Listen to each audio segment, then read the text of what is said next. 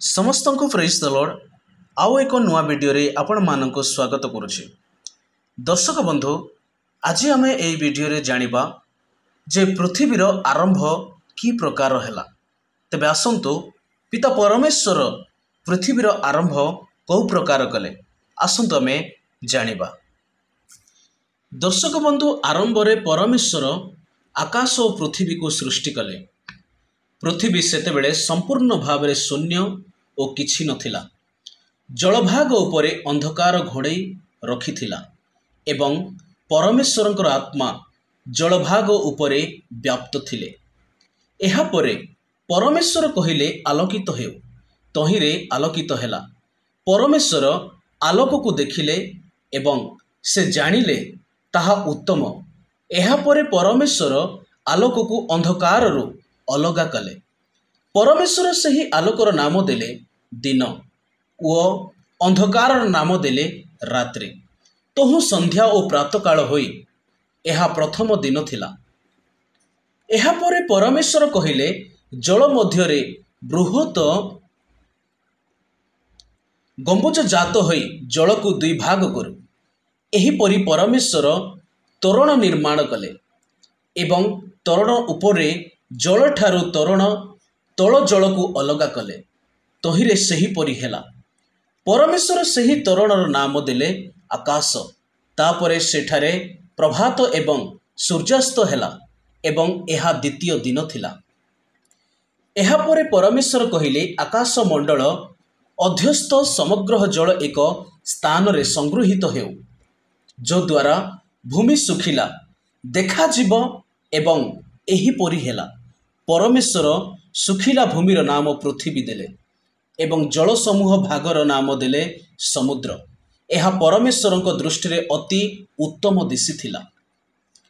परमेश्वर कहिले पृथ्वी तृण ओ सबीज शाक जीव संबलित निज निज जाति अनुजाई फल उत्पन्न करू। एही परी हेला।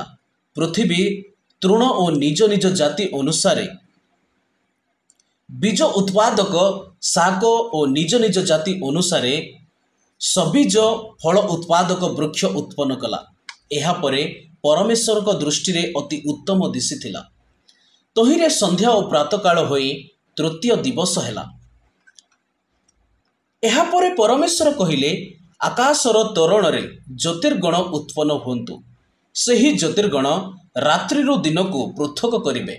सही ज्योतिर्गण ऋतु दिन और वर्ष गुड़िकर समय काल देखाइबा पाई चिन्ह रूप व्यवहृत हेबे। सही ज्योतिर्गण पृथ्वी रे आलोक देवा पाई तोरण मध्यरे थांतु एवं सही परी हेला। तेणु परमेश्वर दुईटी महाज्योति सृष्टि कले। परमेश्वर दिन रे कर्तृत्व करिबा पाई बड़ ज्योति और रात्रि रे कर्तृत्व करिबा पाई सान ज्योति निर्माण कले। परमेश्वर तारागण को मध्य सृष्टि कले। परमेश्वर पृथ्वी को आलोकित करिबा पाई आकाश रे तोरण रे तारागण को मध्य सृष्टि कले। परमेश्वर दीप्ति गण को आकाश मंडल रे दिन और रात्रि को कर्तृत्व करिबा पाई स्थापन कले। एही ज्योतिर्गण अंधकार रो आलोक को पृथक कले। एहा परमेश्वर को दृष्टि रे अति उत्तम दिशिथिला।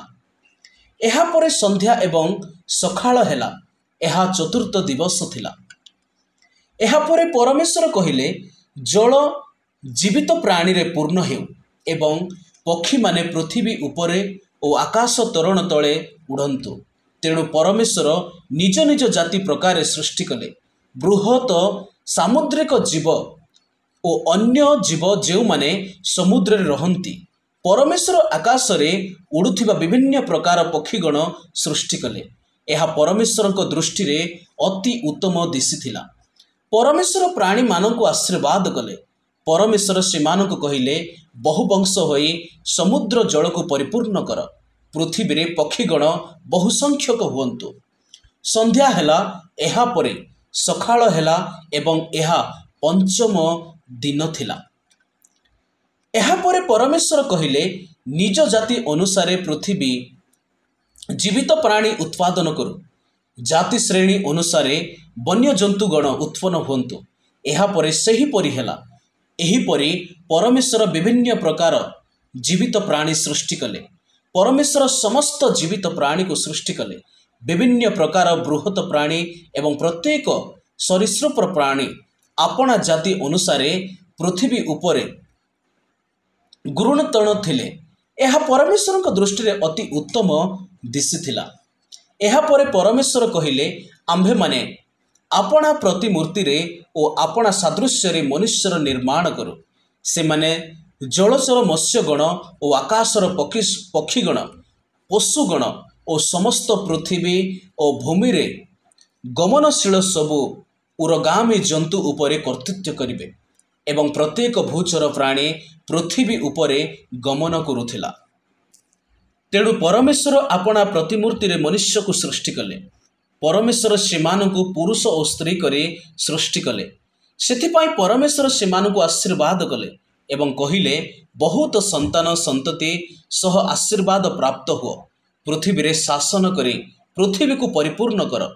आउ जलरे थिबा मत्स्यगण उपरे एवं बृहत प्राणीगण उपरे एवं पृथ्वी उपरे गमनकारी भूचर प्राणीगण उपरे शासन कर। परमेश्वर कहिले मु तुम्भमानकु समस्त प्रकार बीज उत्पादक गछ देउछि एवं प्रत्येक गछ जହାର फल मध्यरे बीज अछि ताहा तुम्भर खाद्य हेबो। समस्त चारा गछ जीवित प्राणींकर खाद्य पाए देली। आकाश रे उड़ुथिबा प्रत्येक पक्षी प्रत्येक भूचर प्राणी एवं प्रत्येक जीवंत एवं निश्वास नेउथिबा प्राणी मु तुम्भकु देली एवं एही परि हेला। परमेश्वर अपना निमृत समस्त वस्तु प्रति दृष्टि देले। एहा परे परमेश्वर दृष्टि अति उत्तम दिशिथिला। एहा परे संध्या और तापरे सखाळ हेला। एहा षष्ठ दिवस थिला। दर्शक बंधु एहा थिला परमेश्वरंकर सृष्टिर विवरणी। पृथ्वी केमिति थिला पुणी परमेश्वर पृथ्वी को केमिति सृष्टि कले तार विवरणी हेउछि एहा। तेबे दर्शक बंधु जदि आपण माने संदेह करुछंती बा आपण मानक मनरे संदेह होउछि तेबे आपण माने दया करी पवित्र बाइबल अध्ययन करंतु आदि पुस्तक 1 ठारो। तेबे एही सृष्टिर विवरणी आपण माने जानि पारिबे। तेबे परमेश्वर केते महान परमेश्वर अटंती ताहा आपण माने निज मनरे विवेचना करि पारिबे। तेबे समस्तंको प्रेज द लॉर्ड।